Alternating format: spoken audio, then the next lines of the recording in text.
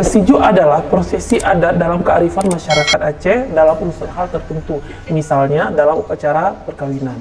Tujuan pesiju adalah sebagai wujud syukur kepada Allah Subhanahu wa Ta'ala, diselipkan doa-doa terbaik di dalamnya. Si perumpade peklu semangat, tanda hormat dengan mulia. Tepung tahu i semiju, lagi gepeduk bekna mutuka.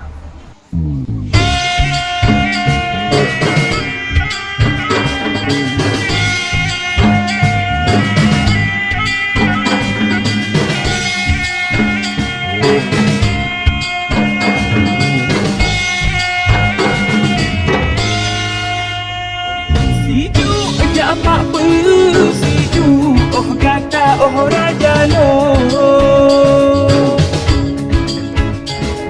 Agak hati nonon, oh jantung raja koma.